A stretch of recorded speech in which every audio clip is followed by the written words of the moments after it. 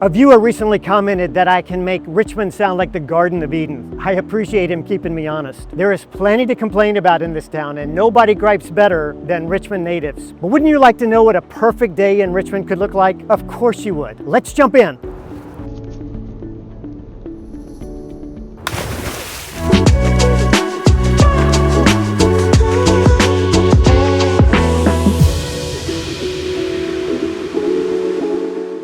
Nice to have you on today's video. This one's going to be a little more playful than others, but I trust it's still going to be packed with good info about Richmond. That's my goal for this channel. I want you, my current or former neighbor, to know just what makes the city tick. Before we get started, here's a disclaimer. This day we're about to spend in Richmond is a fantasy. Nobody has the time, health, job flexibility, or money to do everything on today's itinerary. So yes, this one's a little too good to be true, but suspend your judgment and come along for the ride. It's going to be a great day. As the sun rises, you're at the river, here at Pony Pasture or Belle Isle, on the Nickel Bridge or Rockets Landing. Whether you're sitting, walking, jogging, or biking, the perfect day starts with a deep soak in the sights and sounds of the James River. Now that you've soaked your soul in natural beauty, it's time to push your body with a good workout. Maybe a round of tennis or a walk here at Bird Park, or competitive pickleball at Forest Hill. Or maybe you want to join November Project for a free morning workout at the VMFA along with 100 other early risers. That's what's got me in a sweat. You're going to need a few minutes for that sweat to dry and the heart rate to drop.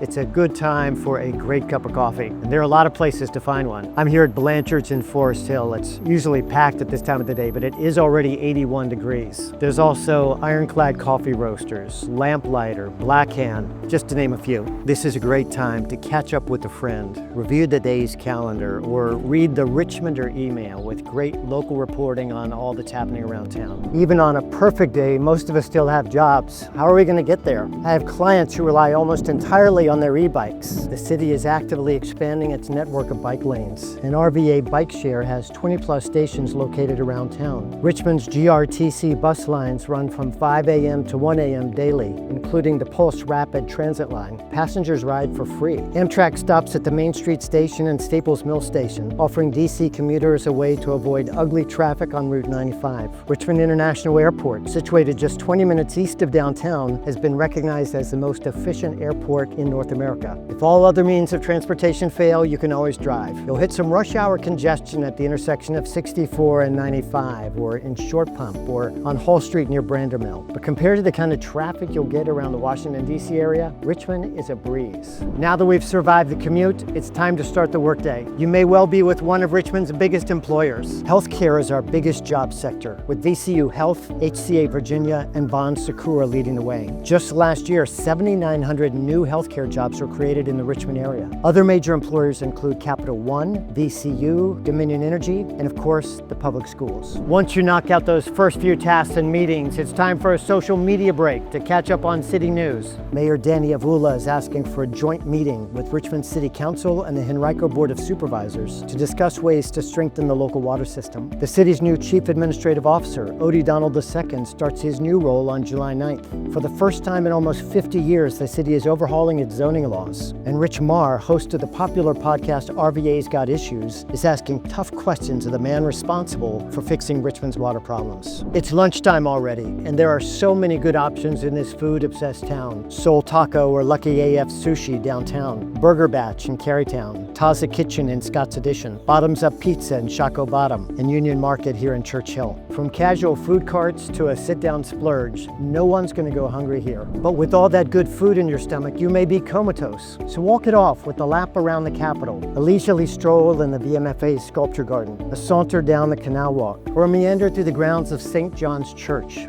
learning about its unique role in American history. After a couple more hours of laser-focused productivity on the job, you take a break to check your personal email. You scan the monthly newsletter from your neighborhood association. You sign up for a workday at Forest Hill Park, cleaning the stream and ripping out invasive ivy. You make a date night reservation at Lily Pearl to celebrate Black Restaurant Week. And you watch a 3-minute clip of a single mom in Church Hill who found affordable housing through a nonprofit called Urban Hope. Like so many others here, you're embedded in community. You're engaged. With all the bad going on in the world, what a privilege to roll up your sleeves and do some good. Work-life balance is more than a slogan here in Richmond. It's a real conviction. We make time to cultivate those relationships that keep us happy and healthy. Around 4 o'clock in the afternoon, you'll find a lot of those relationships fermenting at one of our local breweries. Legend Brewing Company, the city's oldest, Hardywood, Triple Crossing, and I'm here at Star Hill Beer Hall with its awesome rooftop lounge. Alcohol-free beverages are increasingly popular at all of these places. Once you get home, there may be other relationships waiting for you, either the two-legged or four-legged variety. It's a perfect time to read a favorite book at Scuffletown Park, or throw a frisbee at Battery Park, or maybe cool off on one of the 4 pools at Southampton Recreation Association, celebrating its 75th anniversary. The only right way to end this perfect day is right here in my own backyard.